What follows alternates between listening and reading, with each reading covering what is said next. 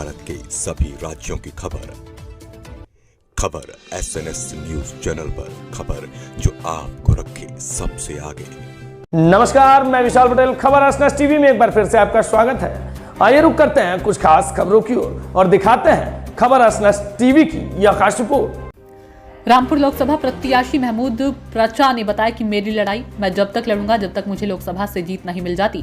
ये लड़ाई मेरे अकेले की नहीं है, ये लड़ाई जनता के हित की है और ये लड़ाई मैं लड़ता रहूंगा। मेरे लिए संविधान की लड़ाई है, सबसे बड़ी लड़ाई है और मैं कोशिश यही करूंगा कि एवं से चुनाव ना हो। और उन्होंने बताया कि रामपुर के लोगों को वोट डालते समय कोई भी समस्या आएगी तो वह समस्या उन लोगों को नहीं आएगी, मुझे आएगी। अगर किसी ने भी रामपुर की जनता को उंगली भी लगाई तो उन्होंने मीडिया से बातचीत करते समय बताया, मुझे लगे मैं मोहम्मद प्रचार ने बताया कि मैं रामपुर के लिए लड़ता रहूंगा। मेरी लड़ाई संविधान की लड़ाई है। देखिए, आज प्रेस कॉन्फ्रेंस इसलिए बुलाई थी कि ईवीएम की जो एक लड़ाई पूरे देश का संविधान और लोकतंत्र बचाने की लड़ाई चल रही है, उसका मैं मुख्य चेहरा हूँ। रामपुर में मदर ऑफ ईवीएम बैटल चल रही है और पूरे देश के जो ईवीएम के जो भी लड़ने वाले हैं ईवीएम के खिलाफ, वो सब यहीं आएंगे, क्योंकि ये मॉडल चुनाव हो रहा है ईवीएम की सारी कमियां एक्सपोज करने का और ईवीएम को गैरकानूनी साबित करने का। तो आज हमें 1:30 बजे बुलाया गया था ईवीएम की रैंडमाइजेशन करने के लिए, ये नोटिस देके बुलाया गया था। और आज इस बात का तो मुझे भी अंदाजा नहीं था कि इतना बड़ा भी धोखा हो सकता है। लिखित में ईवीएम की रैंडमाइजेशन करने के लिए बुलाया था, मतलब कि ईवीएम मशीनें आएंगी, और मैं बोल भी रहा था कल कि ईवीएम मशीनें हमारे हाथ में आएंगी रैंडमाइजेशन करते टाइम, और हम उसकी सारी चोरी आज ही पकड़ लेंगे। लेकिन इंटरेस्टिंग बात क्या है कि आज एक भी ईवीएम मशीन हमारे सामने लाया नहीं चुनाव में। एक कंप्यूटर पे एक सॉफ्टवेयर के जरिए, एक प्रोग्राम के जरिए सिर्फ नंबर्स आ गए हर एक विधानसभा की, ये ईवीएम हम यूज़ कर रहे हैं। जैसे सपोजिंग 100 ईवीएम यूज़ कर रहे हैं तो हमने 25% एक्स्ट्रा ईवीएम, अगर 100 में से कुछ खराब हो जाएंगी, यानी कि ईवीएम मशीनें खराब होती हैं, तो 25 मशीनें एक्स्ट्रा, और ये उनके नंबर हैं, आप देख लीजिए। और हम इसकी रैंडमाइजेशन यहाँ बैठ के कर रहे हैं। ईवीएम मशीन कहाँ है हमें पता ही नहीं। ये इतना बड़ा धोखा आज एक्सपोज हुआ। ये कभी होता है एक्सपोज अगर मैं चुनाव लड़ता हूँ। और मैं आप लोगों के माध्यम से ये बता रहा हूँ कि ये बिल्कुल गैर कानूनी रूप से चुनाव हो रहा है। ईवीएम पूरी तरीके से गैर कानूनी रूप से, एक तो गैर कानूनी है, और ईवीएम का जो कानून बना है उसका भी पालन जीरो हो रहा है। जो कानून है उसका भी जीरो पालन हो रहा है। उसकी सबसे बड़ी जो हमने चोरी थी आज पकड़ ली है कि ईवीएम मशीनें रैंडमाइजेशन के दौरान भी हमें नहीं दिखाई गई, सिर्फ कंप्यूटर स्क्रीन पे दिखाई गई, इंटरनेट कनेक्टेड स्क्रीन। यानी कि अब कोई भी व्यक्ति इजराइल में बैठ के, पाकिस्तान में बैठ के, चाइना में बैठ के इन ईवीएम मशीनों के नंबर बदल दे, कुछ भी बदल दे, ये तो इंटरनेट कनेक्टेड हो गई ना। जो स्टैंड अलोन बोला जाता था वो जीरो हो गया। तो अब अगर स्टैंड अलोन नहीं है मशीनें तो इसमें हैकिंग हो ही सकती है ना। अब जब हैकिंग हो सकती है तो कोई भी चीज़ इसमें इंट्रोड्यूस की जा सकती है आज ही। तो आज सबसे बड़ी हैकिंग का प्रूफ लेके मैं आप सब लोगों के सामने आया हूँ कि इंटरनेट के द्वारा रैंडमाइजेशन की गई है एक सॉफ्टवेयर के द्वारा, और हमें उसका प्रिंट आउट निकाल के दिया गया कि ये मशीनों का ये मशीनें इस बूथ में इस्तेमाल होंगी। तो अब हमने ये भी पूछा था कि ये बता दीजिए, जो कंप्यूटर पे जो स्क्रीन पे चल रहा है, जो वोटिंग का भी एक बड़ा प्रॉब्लम आएगी, वही आप मुझे प्रिंट आउट निकाल के दे रहे हैं। इसका क्या सबूत है? क्या आप मुझे हैश वैल्यू देंगे? क्या आप मुझे इसका 65B सर्टिफिकेट देंगे? तो मुझे हैरानी हुई, ज़्यादातर लोगों को हैश वैल्यू और 65B सर्टिफिकेट के बारे में पता भी नहीं था। तो उसकी सुरक्षा क्या हुई? जीरो ना। अब बात यह है कि मेरे अलावा एक भी कैंडिडेट ने एक शब्द नहीं बोला। बीजेपी वाले को तो बोलने की ज़रूरत क्या है, हालांकि उनके जो रिप्रेजेंटेटिव आए थे वो जानकार थे, उनका तो ऑब्वियसली मुझे समझ में आता है। लेकिन ना बसपा के कैंडिडेट ने, ना सपा के कैंडिडेट ने, ना एक इंडिपेंडेंट हमारे ईवीएम के विषय में एक शब्द किसी ने बोला नहीं मेरे अलावा। और सारी डिस्कशन इसी बात पे हुई जो मैंने डिस्कशन की उनसे कि आपकी सुरक्षा क्या है। तो अधिकारी भी मुझे कोई सुरक्षा का कुछ नहीं बता पाए कि हमारे पास ईवीएम है ही नहीं। तो आप इसको लेकर क्या एक्शन लेंगे? आप क्या चुनाव आयोग जाएंगे इसको लेकर, या ईवीएम के एक्टिविटी से आप? ऑलरेडी हमने जाने से पहले एक एप्लीकेशन लगा रखी थी इसी बात की, वो मैं आपको दिखा देता हूँ अभी।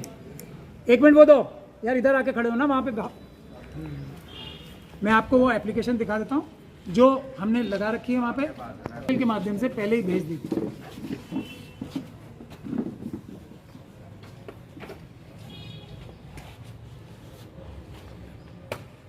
और ये मैंने फिर उनसे रिसीव भी करा लिया। आज नीचे देख सकते हैं हम लोग। इस पे आपने हार्ड कॉपी रिसीव कराई है? ये हार्ड कॉपी हमने रिटर्निंग ऑफिसर साहब को कराई, रामपुर जो रिटर्निंग ऑफिसर यहाँ के। जब पाठक जी तो ये लड़ाई mother of all battles of EVM की सच्चाई और झूठ साबित करने की ये लड़ाई लड़ रहे हैं हम। हाँ, ये है कि रामपुर की जनता का जो मुझे प्यार मिल रहा है, जो मैं तो किसी से वोट ही नहीं मांग रहा हूँ, लेकिन लोग खुद कह रहे हैं कि आप हमारे सबसे अच्छे नौकर साबित हो गए, इसलिए मैं ही महमूद प्राचा का जो कैंपेन है वो अपने आप चल रहा है। और चुनाव चिन्ह भी सब लोग मुझसे कह रहे हैं कि इतना अच्छा लिया है मोहर वाला, क्योंकि आप ईवीएम के खिलाफ हो, आपका चुनाव चिन्ह भी मोहर है, तो मोहर लगेगी, बटन नहीं दबेगा, इसके लिए आप लड़ रहे हैं, तो वही आपका चुनाव चिन्ह भी है, मोहर। पाठक जी, अभी आपने कहा कि वहाँ पार्टी के जो मेंबर्स बुलाए थे तो भाजपा वाले नहीं बोले या कुछ ऐसा बोल रहे थे? भाजपा वालों को एक्चुअली बोलने की जरूरत ही क्या है? हमारी लड़ाई तो देखिए, जो भी सत्ता पक्ष में होगा वही तो ईवीएम का यूज और मिसयूज कर सकता है, तो इसलिए वो इसलिए नहीं बोले।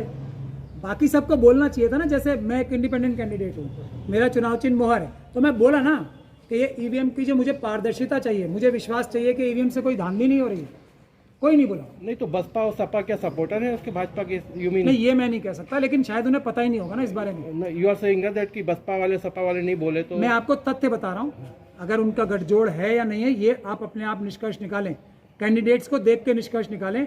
क्या इस प्रकार के कैंडिडेट जो खड़े हुए हैं मेरे सामने, क्या उनको खड़ा करना चाहिए था?